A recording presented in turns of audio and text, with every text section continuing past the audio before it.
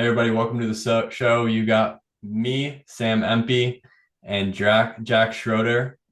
He is currently living the nomad life and travels around the world spreading all sorts of amazing information. I found Jack originally on Twitter, not too long ago, actually, looking at some posts about the importance of light, all of the different mechanisms behind how that actually contributes to better health, whether it's hormones or all the way back to the mitochondrial level, and improving mitochondrial biogenesis, density, function, all the good shit that we're going to talk about in the podcast today.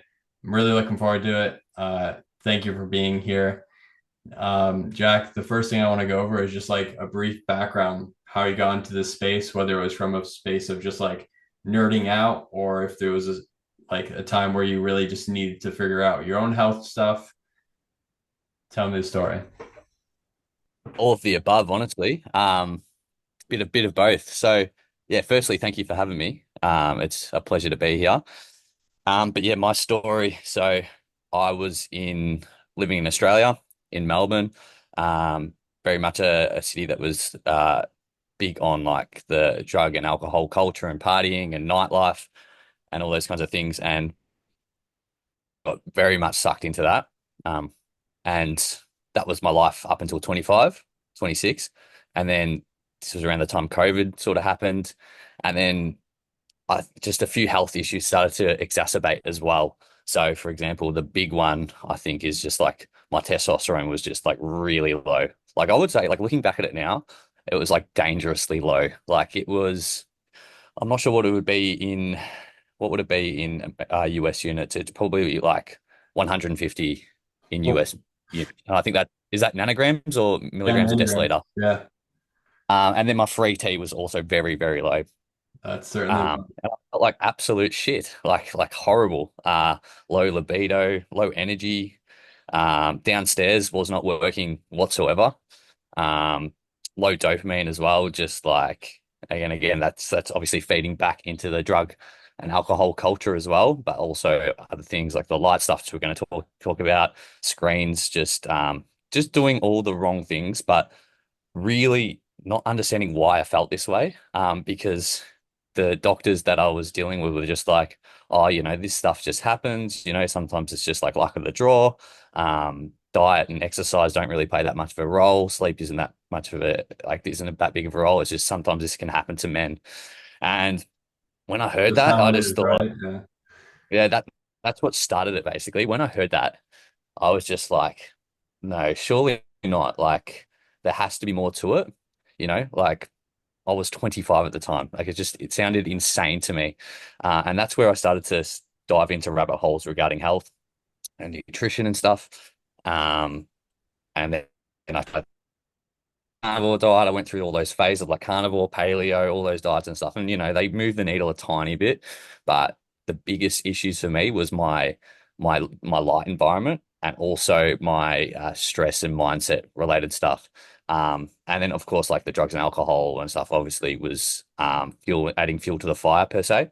But anyway, so with this endocrinologist I had, which was a hormone doctor, he put me on letrozole, and letrozole is like something that you get put on as a female to block estrogen for breast cancer.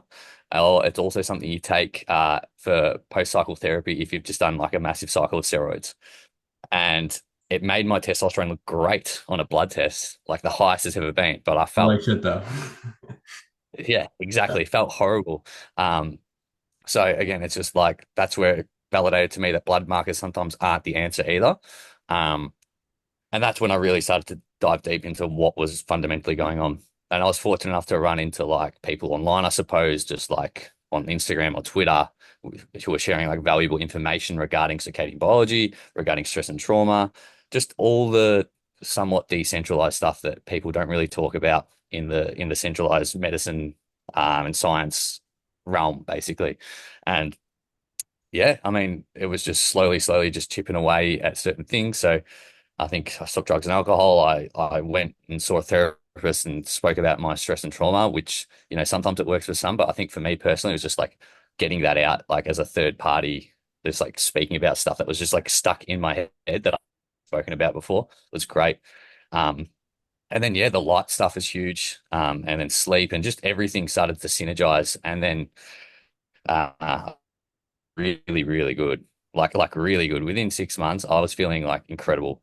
And I think once you get to that stage of like, that higher dopamine, higher testosterone stage, you can just think clearly. Um, and you have this drive and like passion to want to help others as well who are like who were at my position. And that's exactly what I did. I decided to just keep learning. Did a few courses and literally quit my old job to just take a little backpack across the world and just see how this business thing sort of goes. And 16, 17 months later, now I'm helping people as like a health optimization coach, working mostly with men, but also women, just to optimize their health and empower them basically. It's like I'm still, doing the protocols and giving them the nutrition plans and all that stuff. But the big thing I think about my coaching is like I want to like empower the people so much that they can literally just write their own protocols. They can scroll through Instagram or Twitter because, obviously there's a lot of information there and that's like, a blessing and a curse, and call out all the bullshit. And just really just be their own doctor per se. But yeah, that's me. I'm in Thailand now, living the good life. So yeah, that's Yeah, me. that's awesome, man. It's been really great reading all of the information you share for free on Twitter. You have a really good knack for being able to just articulate the different mechanisms and pathways involved in whether it's light or other supplements or herbs. And it's absolutely that's what it's all about is bringing people together and finding empowerment. For me, very similar story actually. I was a runner for a lot of years, chronically abused my body through that. Got my first girlfriend at like 17, couldn't get it up, was like, what the fuck's going on? Continued to train harder because I was too busy dealing with the trauma, made the issues worse. Testosterone just kept going down and down and down and down and down into a bit. I was digging my own grave, really. And then I was exposed to mold, which was the thing that really threw me over the edge for a while. I ended up dealing with chronic fatigue and a myriad of symptoms for a really long time. And it wasn't until I finally found that one practitioner that really was like, even if I don't have all the answers for you, we're going to figure this out together. And you have the power to do the research and to understand what's going on. I mean, I think that is we huge. live in the world of knowledge right now, right? It's all out Yeah. there if we're willing to take the time to learn it and recognize that like what works for me might not work for you. And his ability to discern that was huge in my own progression. I think that's my next question for you is when you get on a call with someone, say it's a guy with struggling with low testosterone, what do you have like kind of a checklist you go through? What is your process or like the fundamentals that you like to start with? Because everybody obviously is coming from their own place. Yeah. So quickly, let's circle back to what you said just before because I think it's just like so important. Yeah. And I would actually love to talk about like the uh the erectile dysfunction stuff because that's exactly a similar pathway to me. And it's like I think it's it may start as like something that may just be like physical, like a one-off physical thing, but obviously like our environment is just so fucked that our biochemistry is like built to just like act in this stressful state that we perceive it as like this physical issue, but then it's driven by a mental issue as well. And then they just both synergize together. And that's why you see like low testosterone and stuff. But you did mention something about how you are as a client, like you are the only one that has the power to heal yourself. You are the only one that knows what you need to work on deep down. And I think that is just so important. Because again, you get coaches and stuff who are telling clients like what they want to hear and not what they need to hear. And something that I've started to sort of incorporate in the last 6 months is like telling them what they need to hear. And sometimes that can be quite intense, I suppose, but it's the only way for them to fully heal is to hear that from someone else, but then also empowering them at the same time that they literally are the only one that can heal themselves. They have that power. and understanding that they do possess that power to heal is just like so empowering to them, I think. So I think that's just like such an important point. But just anyone who's listening to this as well, who's going through health issues, it's just like you can do it. Like you can do it. And I think it's just some people are like they'll try and find the next best supplement or the next best biohack or the next best diet. But it's like, no, just like dig deep into those fundamental things that we spoke about just before, like the mind, the environment, all those kinds of things, and just really be honest with yourself and be like, do I need to work on myself in this regard? And most of the time, the answer is yes. So I just wanted to elaborate on that because I just think it's so bloody important to address that.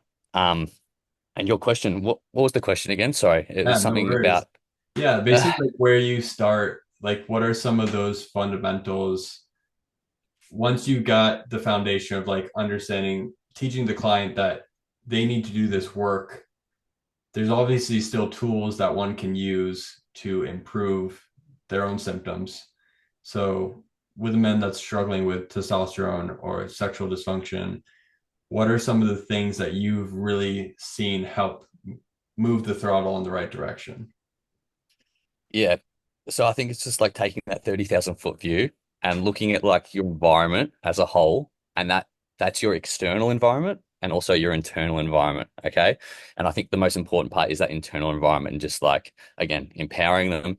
But then in terms of just like the stress, mindset, and emotion stuff, I think that is just so huge to address. So just even like little things like gratitude, things of that nature, and really building up that the biochemistry and like within you to be able to face if there is a potential trauma, right? Because it's like your body isn't going to like release or process any trauma or any sort of like emotional tension per se if you are not in like a healthy state, you know, if you are in like a fight or flight per se. Um, and then in terms of like the external stuff, and also in terms of internal, it's kind of like, just like breathing through your nose, you know, things of that nature as well. I'm really just incorporating some sort of morning and night routine where it's just like tech free, even if it's just for 15 minutes initially, that's just going to be huge. It just like disconnects you basically, which is what we want in the modern world. Like it's just like all about copying nature as much as we can and mitigating the effects of the modern world. And if you do that, you're going to heal. Um, and that applies for that external component there as well. So it's like obviously the light one is huge in terms of what light you put yourself under. Even just like, for example, if you're working inside and you just crank open a window right next to you, that's perfect because you're letting in the full spectrum of sun in. And like you're going to get all the infrared and stuff. Obviously, just like getting outside, putting your feet on the ground, and then that can be incorporated with like the nasal breathing as well, and like the gratitude because you like somewhat connected to nature, whatever that looks like for you.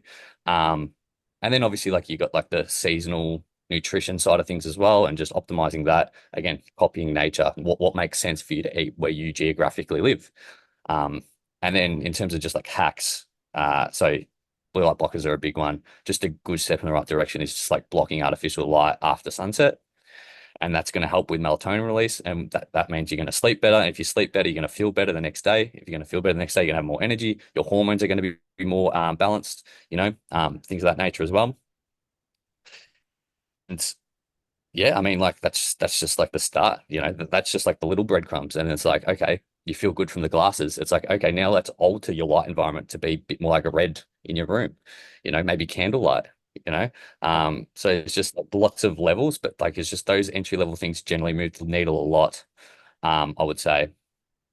Yeah, that's awesome. I mean, it is really about, it's funny with all the progression, right, we've made in our civilization, there's been so much regression with our health and sometimes dumbifying our environment, like going back to candles at dinner rather than all these fancy lights all the time is exactly what our health needs. My partner is like a great reminder for me when it comes to that because she's like, every dinner, nope, like phones away, candles are out, we're talking. And those brief moments in our day that we can just take all of that crap that's always being bounced off our eyes and into our skin and remove it is huge. Your ability to travel to these sunny locations is phenomenal. And there are us New Englanders that are stuck in the cold winters that, where you're in darkness a lot of the time, and finding little tricks along the way to change your light environment for the better is huge. And I saw you mention someone had asked you a question on Twitter about, what does someone do if they live in a cold environment? They're away from natural sunlight a lot of the day, or maybe they work a job that impedes their ability to get natural light, right? What are Yep. some of the other tricks that you found helpful to try and mimic the same effect? So again, it's just like copying nature. So if that your environment is somewhat cold, it's just like get the fuck outside. Honestly, like that's the easiest thing to do. It might be a bit uncomfortable initially because a lot of people are just used to heaters and staying warm. But that is in itself is going to be so beneficial for various reasons. And the cold, in a way, when the U because obviously in the winter month, the actual sun intensity, the solar intensity is nowhere near as strong as it is in the summer, right? And obviously you got shorter days. But the cold in itself will help replace light through various mechanisms. Like we literally, when we get cold, our body releases something called biophotons, which is literally light in the UV, well, also in the visible and infrared, but predominantly we're looking at like UVA, UVB, and even UVC light. So we make light within us when we're stimulated by cold, um, when the sun is lacking and it's stronger than the sun. And that has huge influences. And again, it acts like a signal. So the temperature gauge in our body is found I guess there is various places in the brain, but a big one is the suprachiasmatic nucleus, which is something that's tied to our light environment, and it literally connects from our eyes straight to our hypothalamus, and that's what governs hormone release. All right. That pays deep attention to light. It pays deep attention to the time you eat, but it also pays deep attention to temperature. So if you're creating this environment, right, where you're constantly indoors under artificial light for 16 hours a day in the winter, and the heater is at what would it be in Fahrenheit? Maybe like 60 degrees, right? Yeah, You're 60, you 70 you're depends on the simulating, person. yeah, you're simulating summer, you Yeah. know. And summer is tied to somewhat a little bit of stress because we have more longer light cycles there. Um, so you're creating this endless summer. So it's just like, again, that's like the opposite of copying nature. So getting outside in the cold is going to help just yoke you to the seasons, basically. And another cool thing that it does is when you get the cold out in the cold, and again, it doesn't mean you have to have a fucking ice bath. It just means just get outside, just feel like a bit of cold air on your skin. Okay. And it does a few things, like it increases bile acids production in your liver. So you hear people about like cholesterol rises as a seasonal variation in the winter, but you can alleviate that. There's a feedback loop if you get outside because that the cholesterol gets incorporated into the bile acids and bile, and that's going to help with digesting fats. And we've got to remember in the cold in winter, there's not much carbohydrates per se, and it's more predominantly fat. So we digest fat. We've been programmed to digest fat at that time. Bile acids in themselves also increase the conversion of T4, which is a thyroid hormone, into the active T3. And T3 helps upregulate our metabolism and increase thermogenesis. What's thermogenesis? It's like literally how our mitochondria uncouple to fat burn for heat.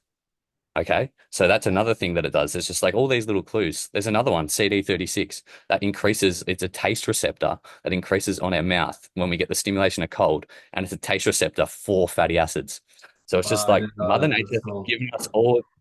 Mother Nature has given us all these clues that it's just like, if you just get outside and give yourself the right signal, obviously it's harder to be outside in the cold than it is in like the tropics, but it's just like, all it takes is just getting outside a little bit and giving yourself the right signals, the right light, right amount of light throughout the day, and even like temperature inside and heaters. It's just like maybe just it's much better just to rug up and maybe have the heater not on or use a fire if you can. Ideally, a fire would be much better because you're going to get that infrared light there and it's going to be no blue light.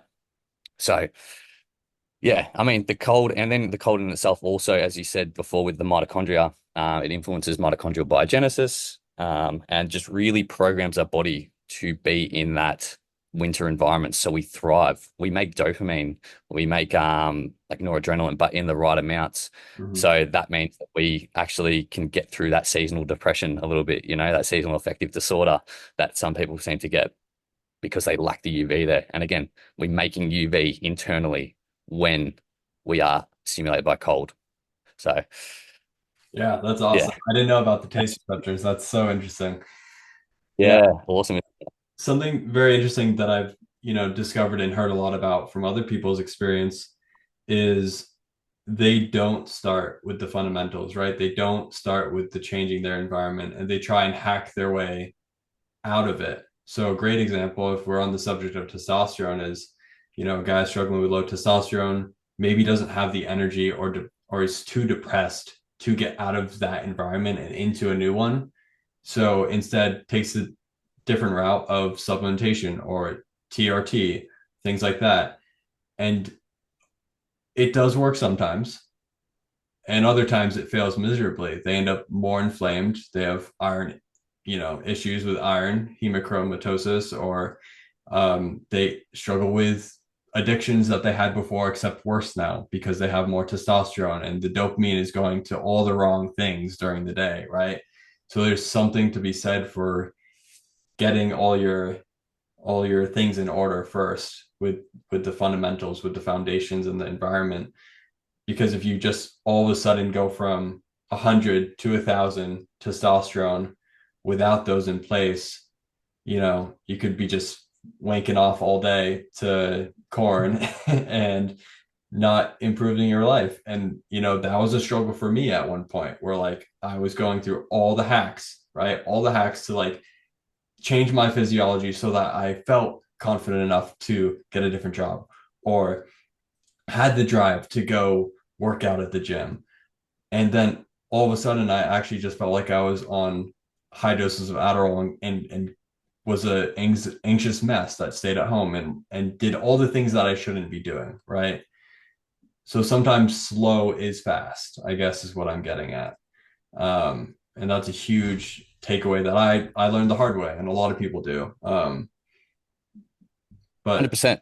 yeah, and it's super interesting. Something that I really love to talk about is how hormones dictate behavior, but also how environment dictates behavior, and they interplay with each other.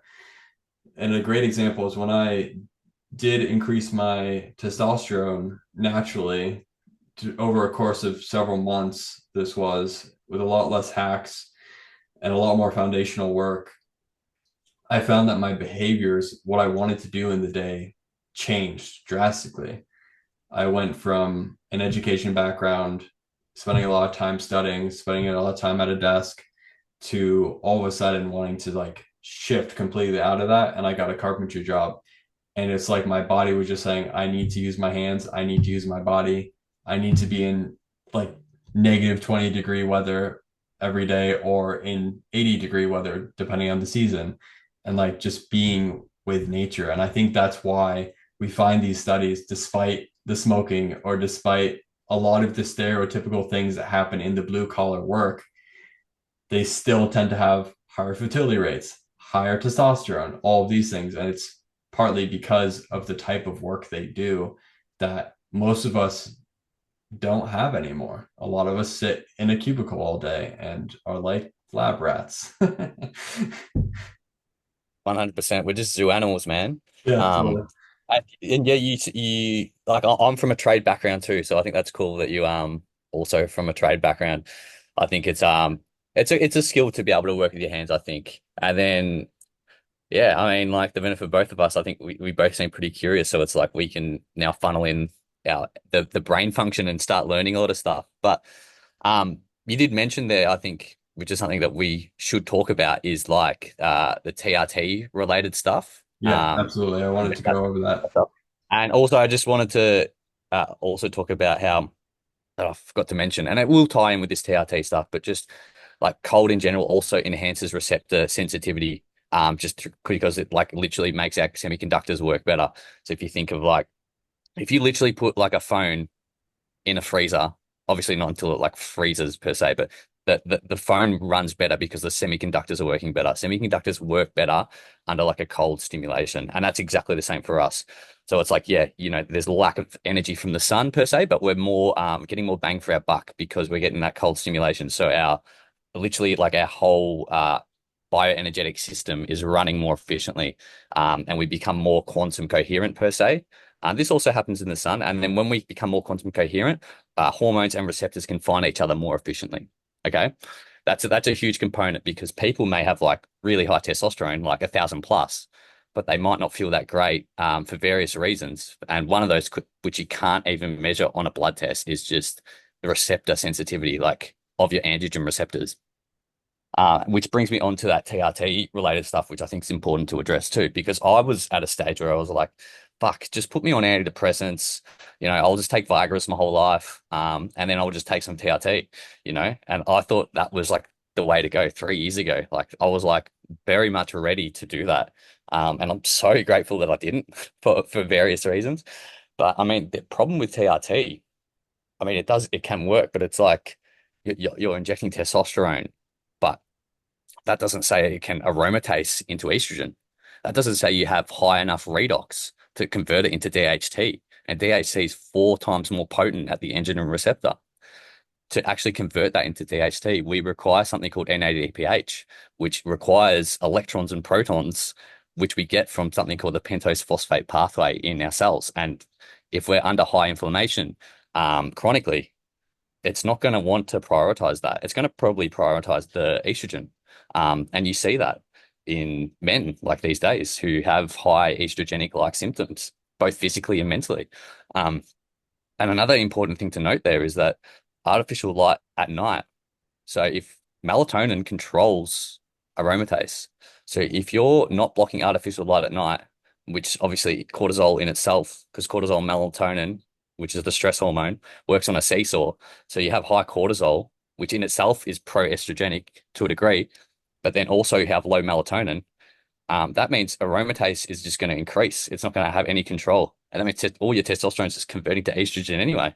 So I just think that was just an important thing to address. Yeah, And I absolutely. think you might have mentioned something else that you might have asked a question, but I've obviously gone on a tangent. So I love the feel free tangent. to ask I'm going to do the it. same and just go on a tangent again. So, yeah, Go for Ray Peat was where I first kind of discovered all these different philosophies regarding how thyroid impacts estrogen, how overall metabolism impacts where testosterone goes to, right?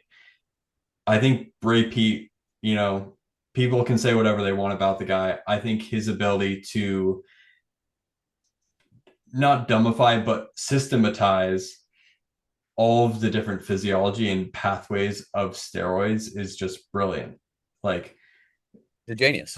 something that was really powerful for me was exactly what you're just talking about is realizing that you can take a supplement. For instance, my example in my own experience was I did pregnenolone and DHEA together to try and help with increasing my testosterone and boosting thyroid and all these things. One time, it increased my anxiety. I got a lot of water retention and my sexual function got worse. I was like, that wasn't expected. The next time I tried it with other cofactors, B vitamins, niacinamide in particular, but B1 as well, aspirin. And then I also took things that directly convert T4 into T3 to improve my thyroid. And when you do that, when the thyroid is healthy and the cortisol is in check and you have the cofactors, those neurosteroids favor the 5AR pathway more, converting more into DHT and less into estrogen.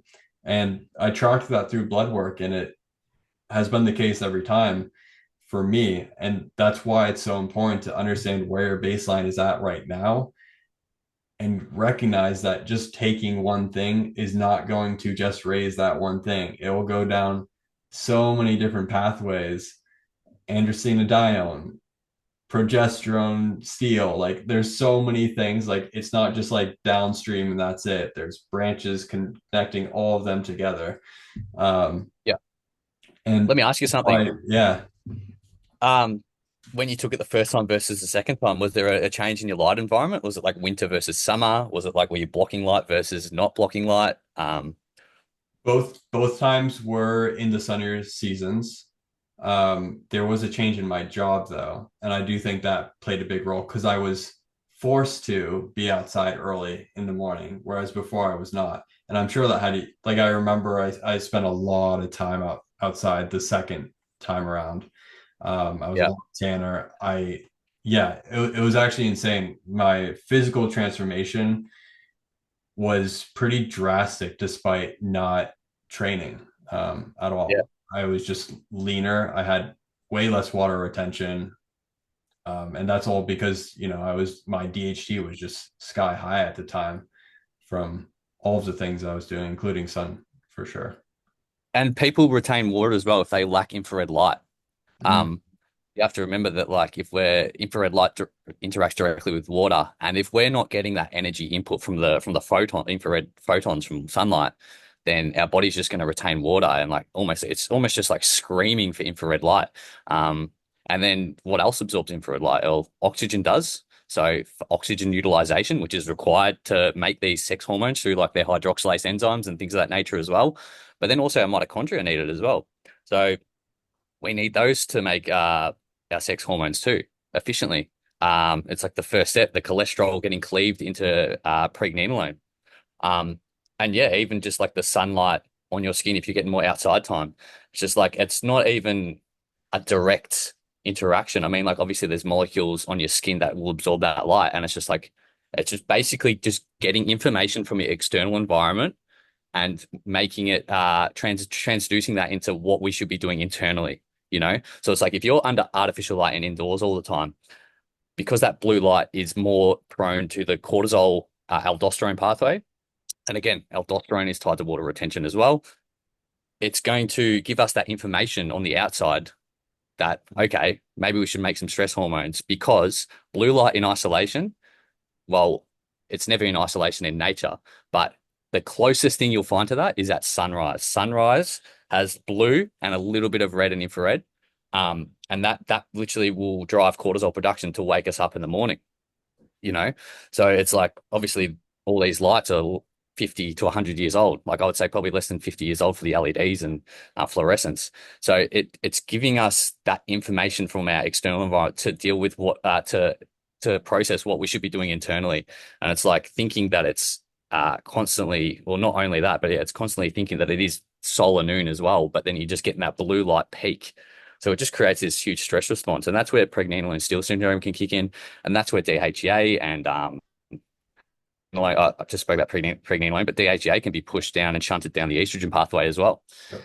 So it's just things you have to consider. Even like non-native EMF in men can raise prolactin too, because prolactin has an influence on water. Yeah. Vasop. So it's just like this whole dysregulation. But yeah, I mean, it makes a lot of sense that if you're more outside more and you're in your optimized environment for where you are, that those supplements are going to work how they should, you know? And that's why some people who take supplements, and they're under like not a good light environment, they may be very stressed and stuff. It's just adding more fuel to the fire. So we have to be careful. Yeah, absolutely. Yeah, it's crazy how much people are prescribing things like DHEA in very high doses. I mean, I look all the time on different forums and they're saying 25, 50 milligrams even in one day. And it's just like that's all spilling into aromatase activity. Um, It's insane. Like naturopaths just they see like a low DHEA on a blood test and they're like, okay, well, we'll just give them DHEA. And it's like, yeah, no, like biochemistry doesn't work like that, unfortunately. yeah, exactly. Um, Yeah, yeah, got to think outside the box and, you know, think about it strategically in terms of what we've been speaking about, because that's key. yeah. You you obviously know a lot about light, something that I'm not as familiar with. It's part of what attracted me to your Twitter account was learning more about the actual pathways involved in light. Something that I'm familiar with is that obviously vitamin D supplementation does not equate to sunshine at all. And from my understanding, what I know is vitamin D can be problematic for a myriad of reasons. One of them being that if your calcium intake isn't high enough, your PTH is off, and now you're asking for something that your body doesn't have enough of already. So the calcium homeostasis just completely gets thrown off the rails from vitamin D supplementation, and it can deplete the other fat soluble vitamins. So obviously, there's a lot of interplay with vitamin D from that regard, but also it just isn't functioning like the sun. Can you walk us through that a little bit? Yeah, so I mean that's a great way to start off is just like uh parathyroid hormones obviously regulating vitamin D and calcitonin and things of that nature. And that's obviously tied to mineral metabolism as well in terms of like what's going on with magnesium and calcium and phosphorus ratios. I know that Ray Peat speaks about that a lot, and I think that's like super important. Um, but then yeah, you're literally just feeding in so you got to remember as well, vitamin D is a hormone. It's not a vitamin. Same with vitamin A as well. It's not a like when it's activated, it is a hormone. So it kind of acts as like a precursor. But I mean, with sunlight, I mean, especially like let's just talk about UV light for a second. So what increases under UV light stimulation? Let's just say collectively UVA and UVB, which are two forms of UV light. UVB is predominantly vitamin D and melanin, which in themselves are very important. But then we also got UVA, which is increasing dopamine, serotonin, endorphins, noradrenaline. What else have we got? Oxytocin, endocannabinoids, endorphins. I think I might have said that already. Sex hormones, nitric oxide in the eNOS form, which is increasing blood flow and enhancing oxygenation to your tissues. There's probably a lot more. That's just off the top of my head. But you got to remember as well that sunlight in the UVB, so it's interacting with 7-dehydrocholesterol to cleave it into vitamin D, pre-D3. Now, there's a chart, I can't remember what study it's from, but there's 17 different forms of vitamin D3 in the sterile form, which is made from sunlight. And when we take the one from just a bottle, it's just 25 OHD. That's like the storage form as well. And in itself, like to activate that, you require magnesium and the cytochrome P450 enzymes working, and ADPH is also involved there. So it's like, who's to say getting it properly? And all you're really doing in terms of that is just, if you look at like the blood marker of 25 OHD, it is a great proxy in terms of like what's going on in terms of non-native EMFs and sunlight, and a few other factors as well. So you're feeding it into the system, and now you're one of your best blood markers to determine the proxy for sunlight and how well you're actually like utilizing sunlight. Because you could be out in the sun, but you're not be using it efficiently either. If your other environment related stuff, both internally and externally, are kind of screwed. Um, so yeah, it's just like taking that into account there. It's just destroying that blood marker basically in terms of like it's going to increase, but it doesn't. Now it's just like you've lost that proxy. Another thing to note is that obviously you're getting people taking 5,000, 10,000, 20,000.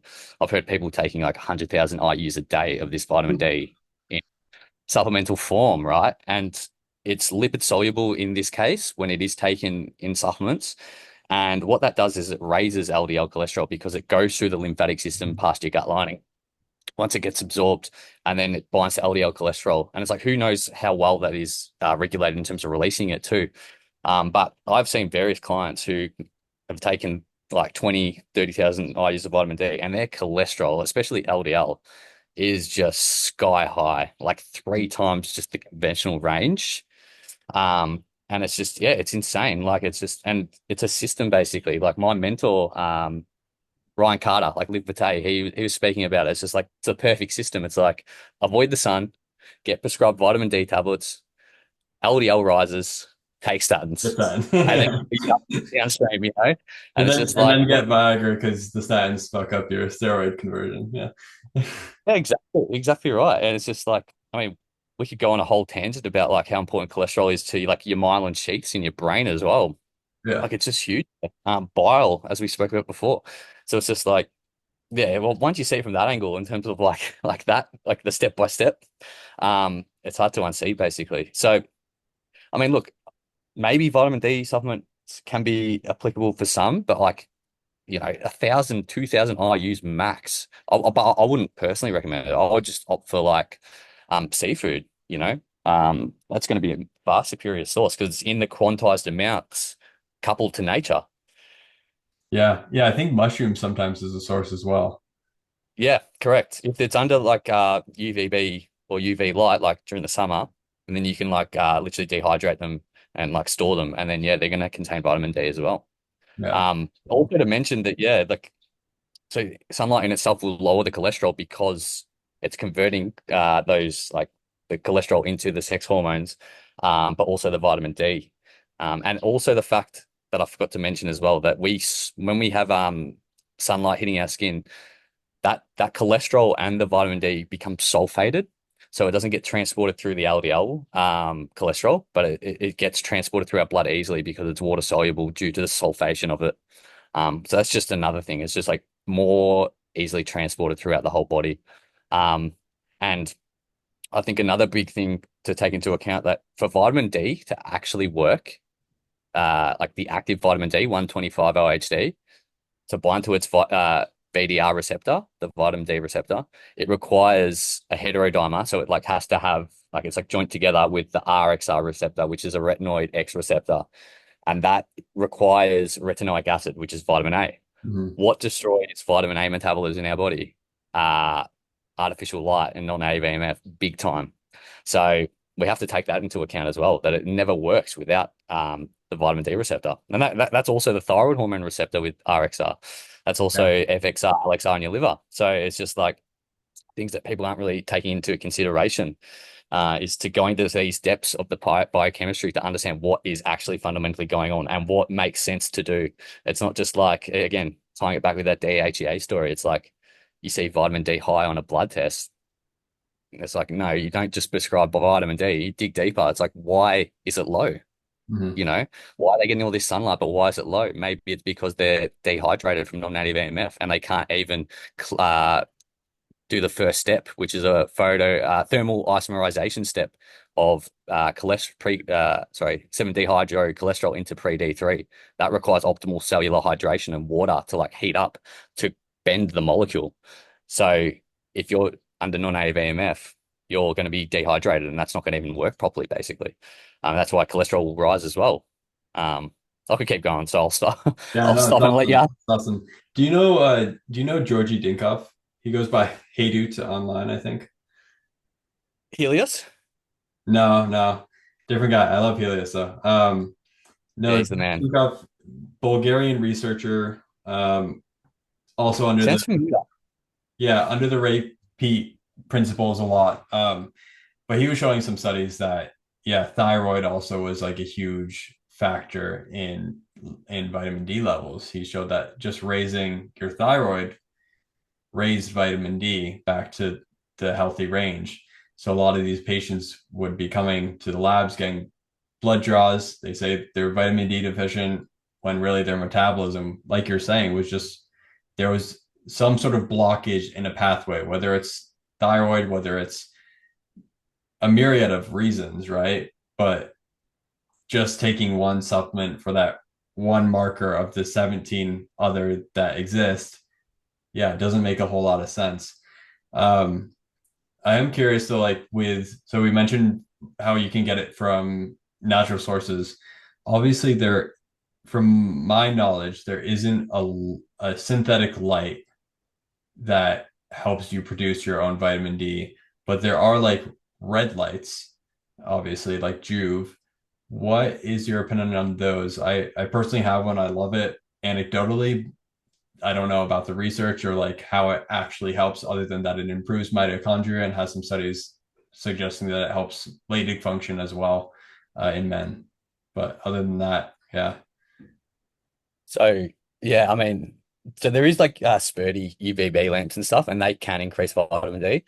Um, it would be very like in terms of recommending a UV lamp, it would be like you'd have to work with me, and it'd be very like situational per se. That I would like recommend it. And then like there's other things like UV blood irradiation, which is like other it would be very context dependent, depending on like where they're at with their health issues and things of that nature. Because yeah, if you have someone coming into summer, sorry, winter, and they're really lacking that light, and they are just like not feeling great whatsoever, like lots of symptoms, depending on what it is as well. And they can't like get down to like a lower latitude per se. Like these are the people who like have like lots of autoimmunity related stuff. That's when I would like look into that sort of stuff. But it would be like, you have to work with someone to do that because you don't want to do that by yourself. Because you are fucking with like UV light, um, which is like, in itself isolated can be problematic and carcinogenic. So again, it has to be tied with that red light story because it's always found in nature with red. Um, but again, I probably wouldn't recommend that for just like your average person to do. Just for everything that we spoke about, you kind of like it's like man-made problems require man-made solutions sometimes, Yeah. but you have to have guidance for that stuff, right? And the same for like supplements and stuff as well. Just like having that guidance, just so you're not fucking yourself even further, basically, is key. And look, I've probably done a few experiments myself, so I've got that anecdotal evidence, I suppose. But you mentioned red light, so I think red light can be great. Like it's a good tool. Look, obviously, it's never going to replace the sun and what that yields, but again, it's a biohack basically. So it can be useful in certain regards. And as you said, it does influence mitochondrial function. It interacts with water networks and enhances those. Literally, like charge separates water. So then we have a positive and negative charge on any surface water touches. And trust me, like water touches a shitload of surfaces in our body. Like it's just not like this cell with like a few organelles and just like this, like the cytosol full of water. There is like just proteins and organelles everywhere. So it's like it's touching everything. And like that makes us more quantum coherent. And when we are quantum coherent, like our system is just running like so much more efficiently, basically. Um, and then that infrared light can also increase melatonin, but it's not the pineal melatonin per se. It's mitochondrial melatonin.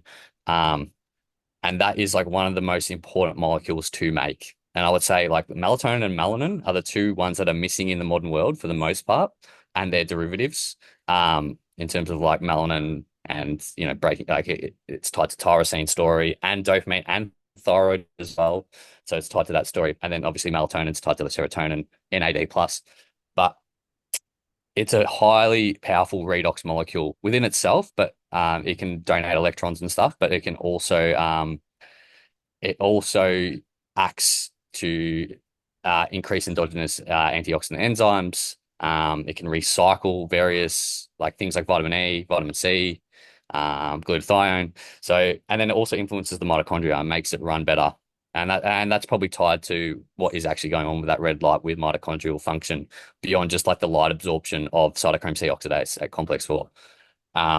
So yeah, I mean, like red light, I think it can be a great tool. I think it's something that, especially if you are working inside and you cannot get like a window open, which can sometimes happen, like having like a bit of a red light in there is going to help so much because you're almost like simulating sunlight in a way. Obviously, no UV, but it's just that there. I mean, the sun is like 42% infrared light anyway, so you want to take advantage of that, and the more you can get in your environment of that, the better. And again, tying it back to like what fire does, fire is infrared light as well. So these issues that are going on with our light environment is just all modern shit that like we've become like more energy efficient in terms because obviously like that's a lot of energy in terms of like the heat related component of it. And it's just like we've become more energy efficient in like our electricity and technology, and that's made us energy deficient. Um, it's just wild. But yeah, again, doesn't replace sunlight, but it can be used as a good tool, I think. Yeah, totally. That's awesome. You're yeah, it's awesome how much knowledge you have behind just light alone. It's something that I think every practitioner I could say definitely overlooks, including myself. So Dude, thanks to you for that. well, we wouldn't be here without light. Like nothing would exist. So it's just like it is like so foundational to grasp how important it actually is. Yeah. Just curious on like a personal standpoint, like what sounds like we're like on the start of a date here, but what's some of your favorite foods? What are your like go-to diets when you're traveling? What's something that you're excited to eat, makes your body feel good, whatever. Okay, so I mean, I do just love like indulging in local food. And sometimes, that can be not like extremely healthy per se, but I mean, I think it's just like having that connection to the food as well is huge in itself. So, for example, like here in Thailand, there's like a dish here called khao soi, and it's literally like a laksa, so like a coconutty soup with slow cooked beef or chicken, and then it's got like a few vegetables and stuff, and you add pickles to it and raw onion, and then it has like fried noodles on top. So that's something that I'll indulge in occasionally. In terms of like food that like I'll regularly eat that I really enjoy. Seafood's huge. I love seafood. I love Japanese food. So like sushi, raw fish, ceviche is great as well. Big fan of slow cooked meat. So, your oxtails, your ossobucos, lamb shanks, in like a nice rich tomatoey like broth per se. Cooking it in that is just like unbelievable. My Like like just go-to meal the past 2 weeks. It's hilarious. Yeah. oh, I just found a I'm new so local supplier near us from a farm, and man, I've been just I don't even know how many pounds of oxtail I've eaten the past 2 weeks, but I've been loving it. Yeah, it's so easy to prepare. It's like inexpensive. So yeah, I mean like the slow cooked meats are just such a hack, I think. Mm. Compared to like what like a tub of collagen costs, and who knows how much like how efficient it is in terms of absorption and utilization compared to eating it like in its whole form with all its cofactors in there. Um, I love shellfish, love oysters, big fan of oysters. Not just for taste, but also they're like one of the best things you can be eating. They're literally like a Good multivitamin. version. Yeah. Yeah. I mean, just I love fruit, man. Like I love fruit. I love dark chocolate.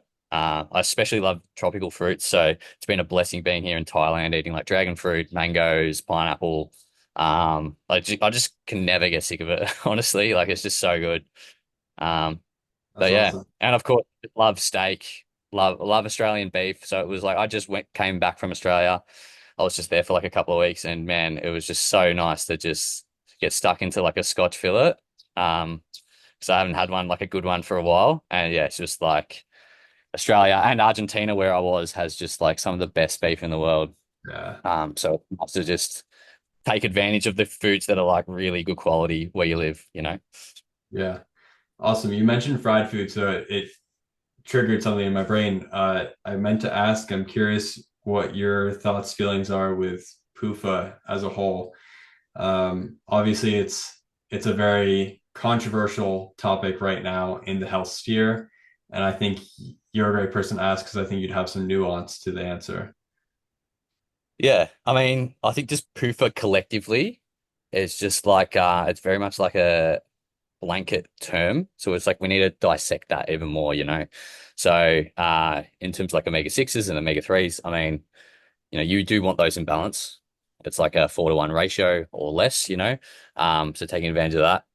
Obviously, this is seasonal dependence as well. So, for someone in like more of a summer, because we've got to remember, like our cell membranes are always changing as well. So, like, and that's when we expose ourselves to the right environments. Our body and our biology knows what to do in terms of like what fatty acids should be incorporated in cell membranes and things of that nature.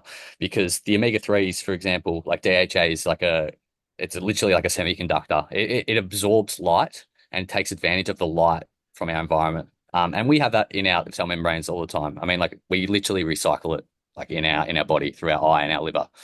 Um, now in the cold, that DHA is key because, and also just having slightly higher PUFAs in our cell membranes at that time because it increases fluidity, and that enhances like thermodynamics per se. And just again, tying back to that semiconductor story, it just gives us more bang for our buck.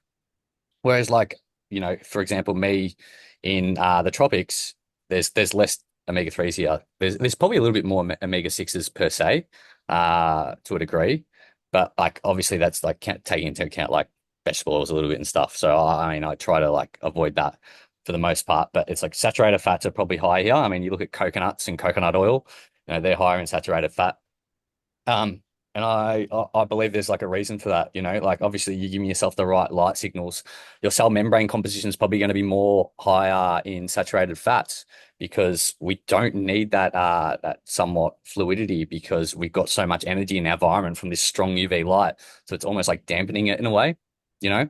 Um, But in terms of like the PUFA related stuff, I mean, like obviously omega 6s are essential as well. Like there's no denying that we do need to sometimes increase prostaglandins and like the COX-2 pathway to a degree. Like it's like inflammation isn't necessarily like a bad thing in the right amounts. And that same goes for omega 3, but omega 3 obviously helps balance out that omega 6. Um, so it's important to just like take that into account that like seasonally, there is a difference there in terms of like what's going on. And you find that in the high latitudes, there's higher omega six, high omega threes versus at the equator, there's less, you know. Um, and look, I think like our body in itself self-regulates this when you give yourself the right environment. I try not look into it too much. Obviously, if someone's eating like a bunch of fucking seed oils and whatever else contains omega 6, nuts and shit. You gotta probably be a bit wary of it and like, uh, have a bit more of a balance in terms of saturated fatty acids, saturated, monounsaturated, and polyunsaturated. And I think it's just like coming back to what's available in our environment is key. I mean, and for example, like for me, I was in Vietnam for 3 months, like recently, and I would eat at just like random restaurants. I would not ask about like, can you cook this in butter? Can you cook this in coconut oil? I would just like eat it and I would just enjoy the food.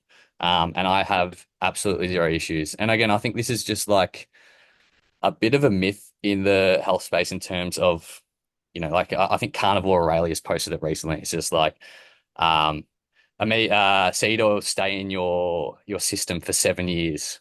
And it's like that is just like the biggest load of shit I've ever heard. Like it's just been blown out of proportion. Not to say that it's not like great to have them constantly, but I think it comes back to redox and how well you can actually handle it. The inflammation if there is high amounts per se, and obviously like the omega 3, omega 6 ratio and the fatty acids composition in general. It's just like it's optimized to your environment. Um, and that goes with the light environment, that goes with temperature, that goes with the foods that are locally available to you. Um, I went on a bit of a tangent then, Oh, it's but awesome. yeah, Yeah, that answered I have your similar questions in not opinions. Yeah, so. I think with a lot of things, we just love to live in black and white with these sort of things, and that's just not how it works in our physiology.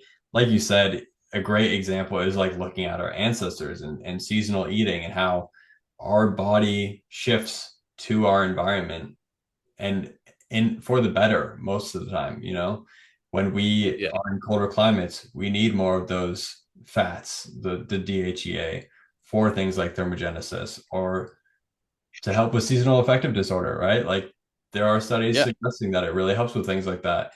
So one size does not fit all. And we also, I think something that I lost sight of for a little bit when I was on my journey and focusing on repeat a lot, I was so anti PUFA and so anti cortisol that I was like doing everything in my power to eliminate both of those completely. And then I realized I had completely destroyed my ability to be resilient, right? Like you need to train in the cold, you need to train in the heat, you need to be able to digest all different types of nutrients and fats and foods. And if you are so scared of just one thing and avoid it chronically, that's just giving you a weaker mindset and a weaker physiology because of it, in my opinion.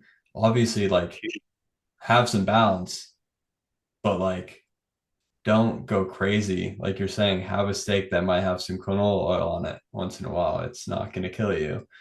And like, you know, to like be complete devil's advocate in the PUFA world, a recent study I came across that blew my mind and like made me question everything I've learned up to this point was showing how PUFA itself was essential for cardiolipin, yeah. which goes against like, everything a lot of these guys are saying about how It's toxic it is for your mitochondria. So like, yeah, balance is important.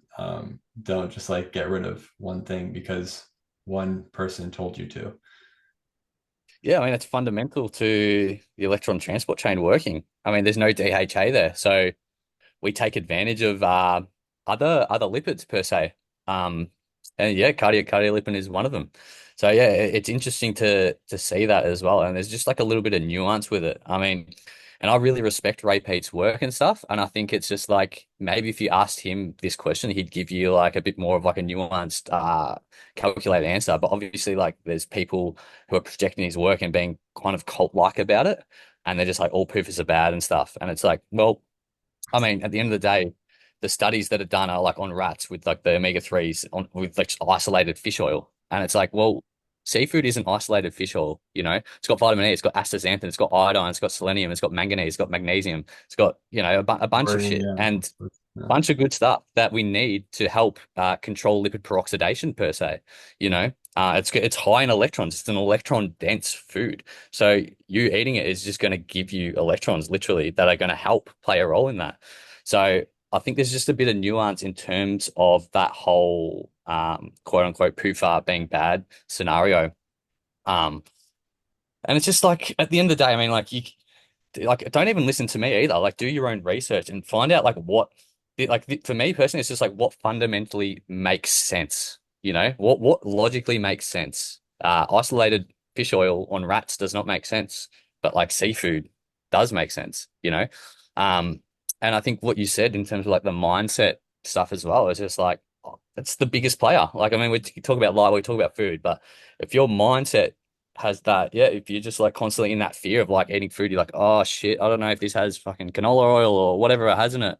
It's like you're literally making the matter like 10 times worse than if you just ate it and just enjoyed your food. And generally, you know, when you're eating out, you're with people. So like enjoying their company, connecting with people, that far outweighs a couple of tablespoons of like vegetable oil. You know what I mean? Like, I think there's just a bit of nuance to that. Like, and look, I mean, I think the biggest problem with vegetable oil is like if you're eating something deep fried, you know, that's when it can be an issue because you don't know how long that oil has been sitting there, like heating up, cooling down, heating up, and it's just like all full of like aldehydes and peroxide. Sorry, I forgot what it's called, but like just like all free radicals per se, and lipid peroxides because of how it's just constantly getting heated up and cooled down. Like we're not meant to do that with oil, you know. And not to mention, most fried stuff's covered in like shitty quality flour that's probably sprayed with a bunch of glyphosate. So yeah, Definitely. it's just it's just about like taking a step back and just thinking what actually makes sense, you know, and what should I really be concerned about? Like pick and choose your battles, basically, right? Absolutely. Yeah, honestly, I think that's like a really great ending point is just bringing it back to balance and focusing on the mindset and realizing that like listening to your body and your intuition is a huge part of this. Give yourself the permission to believe yourself and like follow that rabbit hole if you need to for a little bit.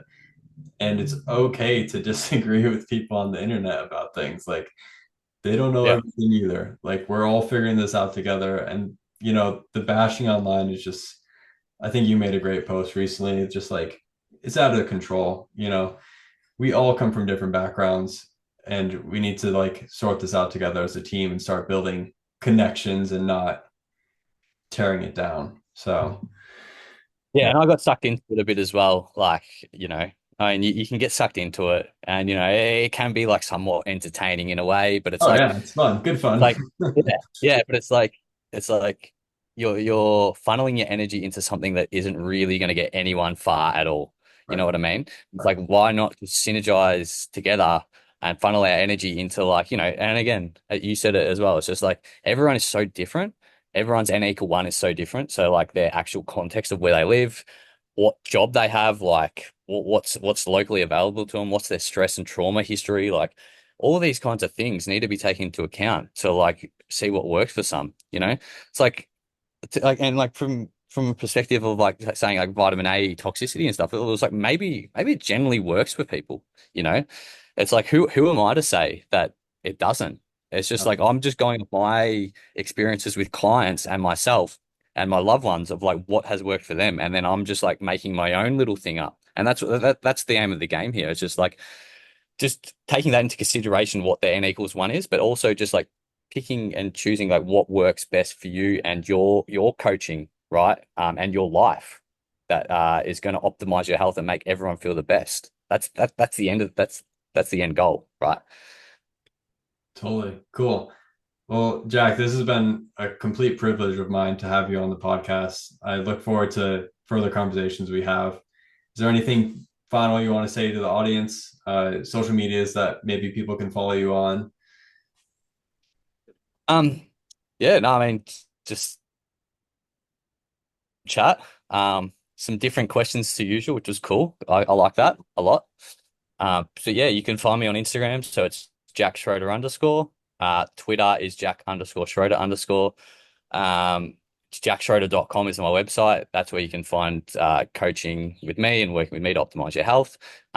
You also can find my school community there. So it's like a private membership that has, if you're not ready for the coaching per se, but just want to learn more, then you can just invest in this. And I think it's like unbelievable value for what you get. It's catered to two types of people. So like health-driven men who are like quite knowledgeable, like yourself, just like very, very conscious, and want to go that extra layer just to like get in terms of depths and information and stuff and just understand like protocols and blood work and research and things of that nature. There's lots of videos on there, Q&As, but it's also catered to practitioners and coaches too that just want to level up their learning and just understand more about what we've been speaking about here, but just like more in depth. So yeah, that's where you can find me. And again, thank you so much for having me, man. It's been a pleasure. Yeah, awesome. I'm gonna stop it there, say goodbye if you don't mind just hanging around and push up. Yeah. Cool. All right. Thank you.